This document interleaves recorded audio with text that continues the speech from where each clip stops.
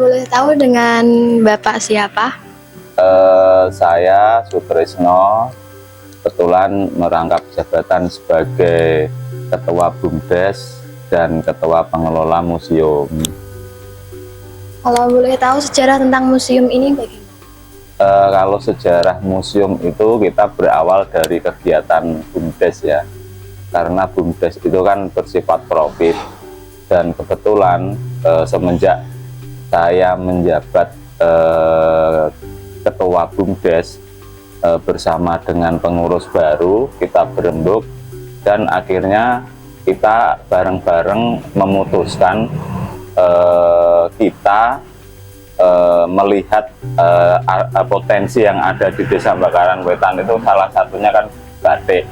Maka kami berusaha untuk membantu para pengrajin di bidang penjualannya, karena kalau kita memproduksi nanti takutnya ada ketidakharmonisan dengan pengrajin ya.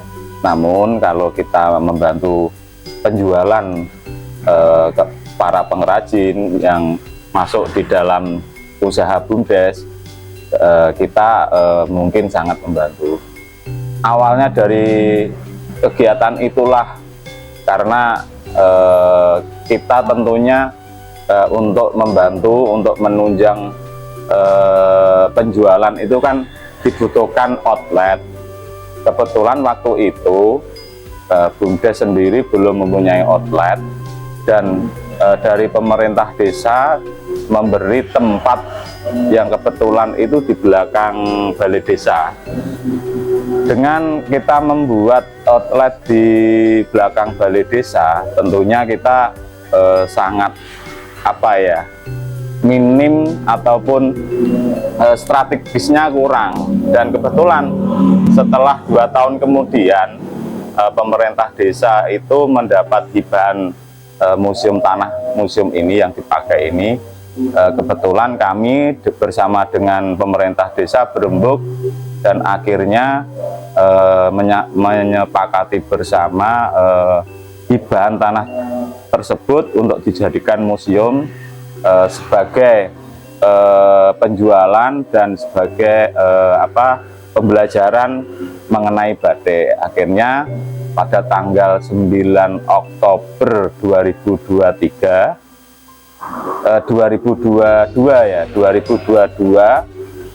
kita meresmikan Museum Batik Sudewi ini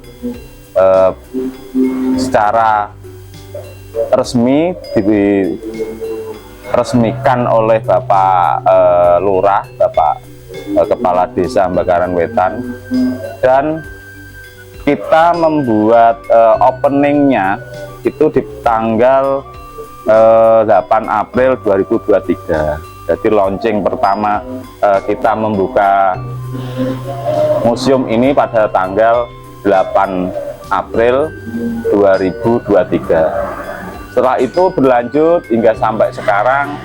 Namun sebelumnya kita itu dulu merekrut di Bakaran Wetan saja ya pengrajinnya. Namun sekarang itu karena Bakaran Wetan dan Bakaran Kulon itu awalnya menurut sejarah itu jadi satu, maka kita sejak berdirinya museum kita merekrut 2 desa. Kebetulan itu waktu itu ada 14 pengrajin yang masuk anggota di museum. Namun karena pengrajin itu ada yang udah mempunyai outlet di rumah sendiri, maka kita awal waktu itu beranggotakan 12 pengrajin. Pengrajin itu sendiri yang masuk ke museum itu awalnya kita sepakati karena para pengrajin itu yang ke-14 tadi itu sering membantu Desa Bakaran Wetan pas ada event kegiatan festival batik. Karena setiap 2 Oktober dan hari selanjutnya di Desa Bakaran Wetan itu ada festival untuk memperingati Hari Batik Nasional.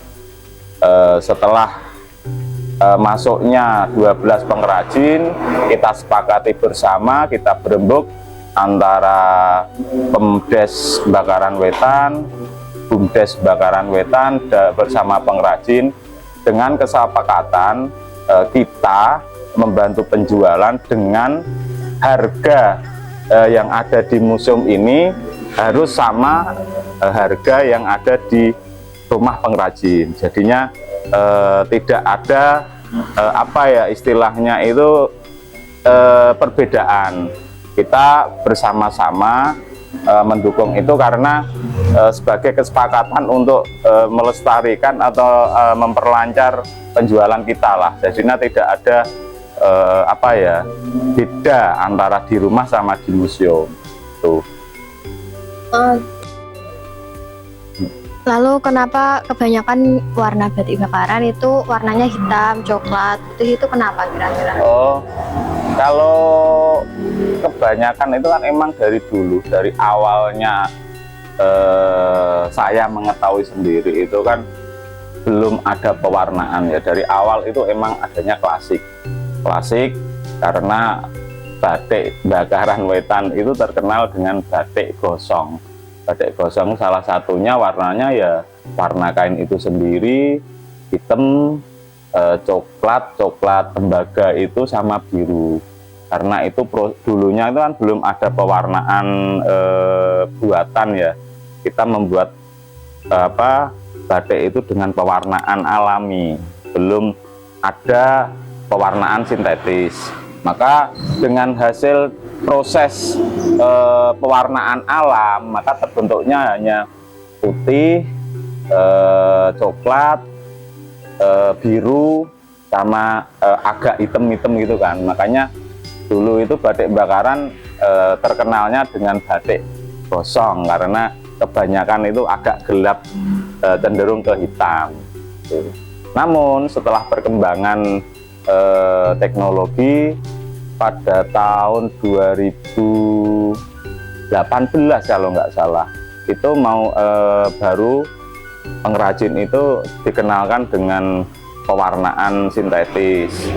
Awalnya belum full ya, awalnya itu dari klasik ke colet itu pewarnaan sintetis itu baru sebagian, belum full, baru sebagian dikit-dikit itu. Dan setelah itu perkembangan teknologi akhirnya batik Bakaran bisa menjadi full tulis karena tuntutan konsumen untuk apa ya istilahnya biar batik Bakaran itu tidak hanya hitam itu kan, cenderung gelap. Makanya sekarang itu tercipta motif pewarnaan yang baru. Kalau motif yang paling tua itu apa ya, karena kita baru tahu, saya sendiri itu pengelola museum itu baru tahu motif-motif yang lawasan itu ya seperti ini. Tidak mengetahui yang kategori batik yang awal, belum mengetahui ya. Dan dari Mbah Bukhari pun itu beliau itu kan generasi penerus, jadi meneruskan. Dan menurut Mbah Bukhari pun belum tahu ya apa ya istilahnya itu motif pertama yang ada itu belum tahu, karena menurut sejarah itu Mbah Bukhari melanjutkan generasi baru dari mbah dan ibunya ya, melanjutkan hingga sampai sekarang. Selanjutnya apa harapan museum untuk masa depan batik Bakaran? Harapan museum karena batik itu biar nggak punah ya, marilah kita bersama-sama melestarikan batik tulis, karena yang masuk dan yang ada di museum ini semuanya itu full tulis.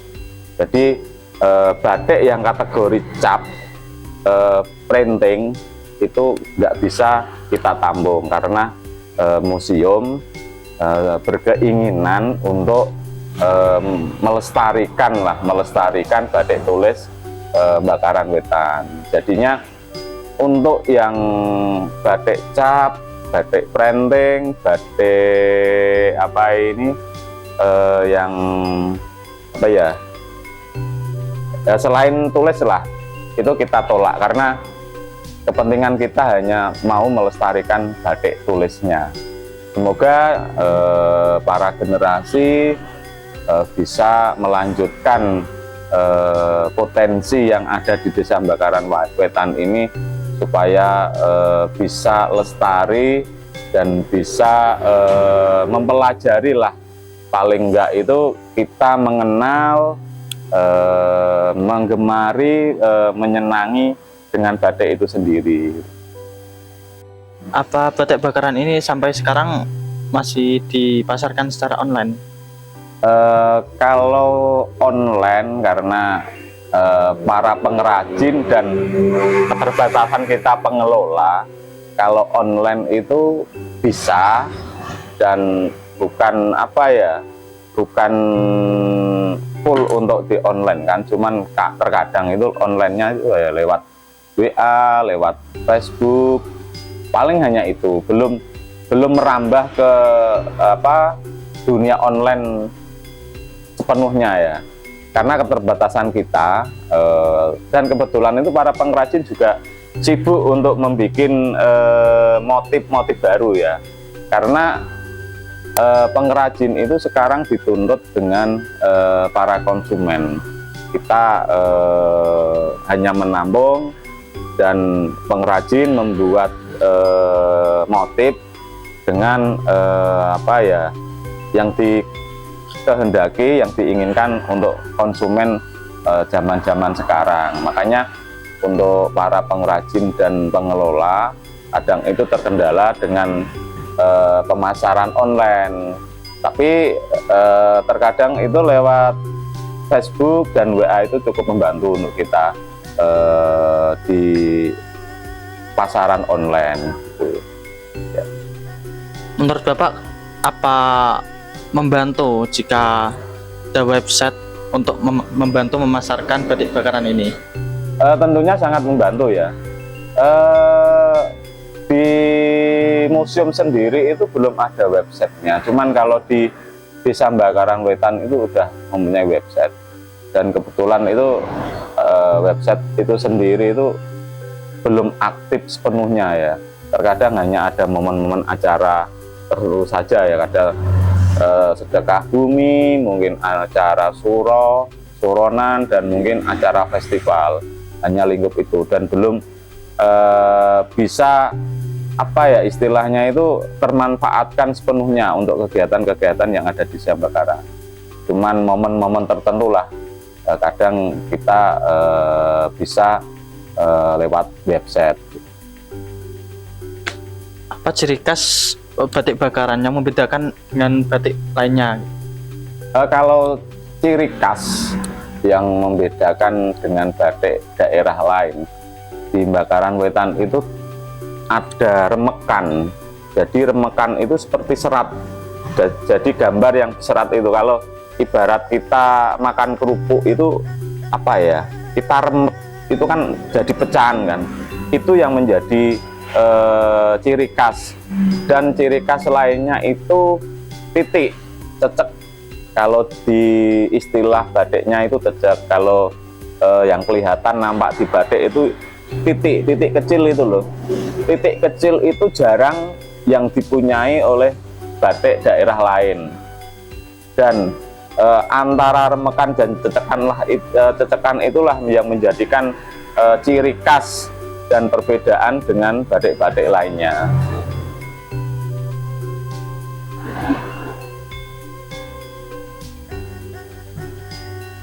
Sudah? Oke. Apa yang harus diketahui generasi muda terkait batik bakaran? Yang jelas untuk anak-anak muda sekarang itu ya, karena kita itu udah punya tinggalan dari warisan leluhur yang berupa batik, dan kebetulan udah terbangun sebuah museum. Harusnya itu para pengrajin mengetahui warisan tersebut untuk ikut melestarikan lah, setidaknya menjaga agar batik Bakaran Wetan itu tidak punah, dan berusahalah untuk mengetahui kegiatan-kegiatan yang ada di Desa Bakaran Wetan, terutama yang bertepatan dengan acara-acara batik. Karena kan di setiap 2 Oktober itu kan Desa Bakaran Wetan itu kan ada event untuk memperingati dan meriahkan Hari Batik Nasional. Setidaknya marilah para pemuda itu mensukseskan kegiatan tersebut. Setidaknya kalau ibarat kenal dengan kegiatan, mungkin akan menyukai, mungkin timbul sendirinya lah generasi pemuda itu nanti akan suka dengan batik, karena emang kebetulan secara turun-temurun warisan batik itu kan yang kita punyai di Desa Bakaran Wetan. Makanya kita generasi muda itu dituntut untuk ikut melestarikan. Ada lagi? Sambun? Siap. Sudah? Kemauan nggih? Nggih. Ini yang ada di papan ini terlihat proses pembuatan batik tulis Bakaran, dan selama proses itu ada 9 tahapan, dari kain putih hingga menjadi kain yang disebut dengan kain batik tulis, salah satu motif batik. Dan desain motif batik itu sendiri itu tergambarkan dengan nomor 1. Jadi mulai dari kain kosong kita desain dulu dengan pensilnya itu pakai 2B, karena kalau 2B itu kan agak jelas, agak tebal ya, makanya tidak kesulitan untuk menarik atau menggambar di kain mori tersebut. Selanjutnya menjiplak motif ke kain atau yang namanya dengan kelowongan atau mola. Jadi nomor 2 ini hasilnya. Beda kan, setelah pensil tadi kita tumbuhi gambar itu dengan malam yang pakai canting. Jadinya terlihat setelah pensil sudah berubah menjadi gambaran dengan canting yang bermalam, nomor 2. Setelah nomor 2 kita lanjut dengan proses isen-isen. Isen-isen itu isinya atau proses selanjutnya itu dengan mengisi titik-titik atau sawutan, atau berupa itu garis-garis atau ketebalan seperti arsiran bayangan itu kan yang nomor 3. Proses selanjutnya dengan proses menembok atau tembokan. Jadi ngeblok malam. Nanti kain yang putih itu kita tutup dengan dengan malam, karena nanti biar kita setelah proses itu yang kita blok itu menjadi kain murni dengan adanya retak-retakan itu, seperti itu kan, retakan itu yang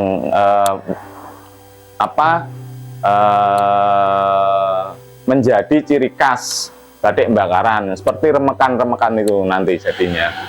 Menginjak ke proses kelima, yaitu dengan medel. Dan medel itu salah satunya kita akan mendapatkan proses alami pewarnaan yang terjadi.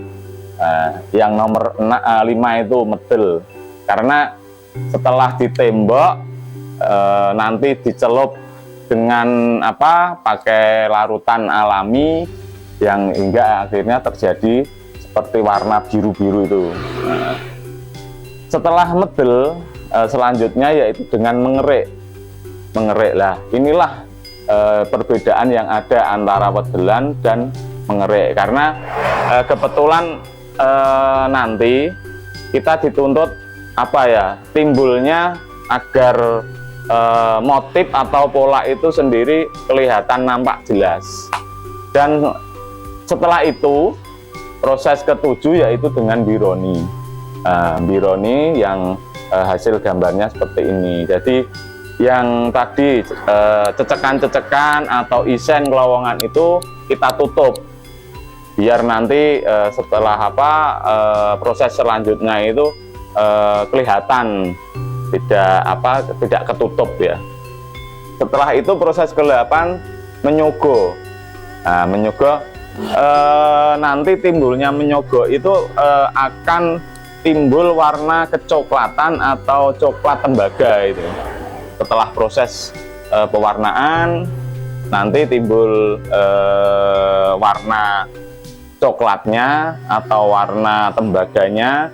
Setelah itu kita cuci dengan air yang mendidih dengan sebutan ngelorot. Dengan mengelorot itulah nantinya sisa-sisa malam, terus sisa-sisa warna alami yang ada di kain itu sendiri bisa larut dan akhirnya terjadilah kain batik tulis itu sendiri.